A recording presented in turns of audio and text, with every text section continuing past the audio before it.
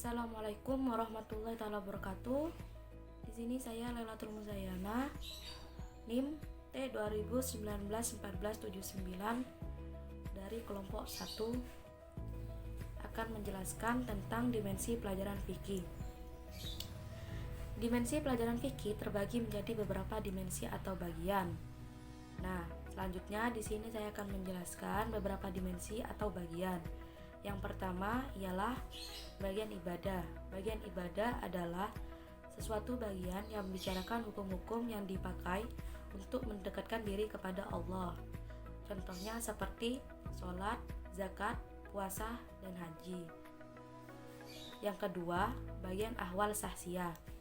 Bagian ahwal sahsiyah adalah bagian yang membicarakan hukum-hukum yang berhubungan dengan pembentukan dan pengaturan keluarga dan segala akibatnya. Contohnya seperti perkawinan, perceraian, rujuk, wasiat, dan lain-lain. Kebanyakan oleh para mujtahidin, bagian ini dimasukkan dalam bagian muamalah. Selanjutnya yang ketiga ialah bagian muamalat.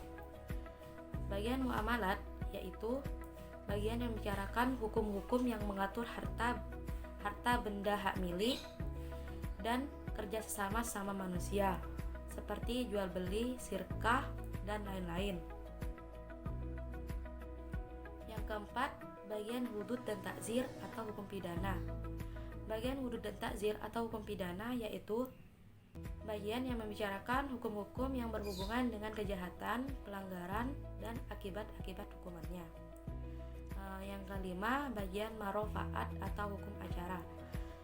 Bagian marofaat atau hukum acara itu sendiri ialah bagian yang membicarakan hukum-hukum yang mengatur cara mengajukan perkara, perselisihan, penuntutan, dan cara-cara menetapkan sesuatu tuntutan yang dapat diterima dan cara-cara yang dapat melindungi hak-hak seseorang.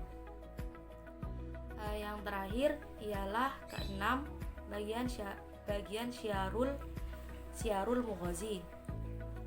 Bagian syiarul mughazi adalah bagian yang membicarakan hukum-hukum yang mengatur peperangan antara bangsa, mengatur perdamaian, perjanjian, piagam perjanjian, dan hubungan-hubungan umat Islam dengan bukan Islam.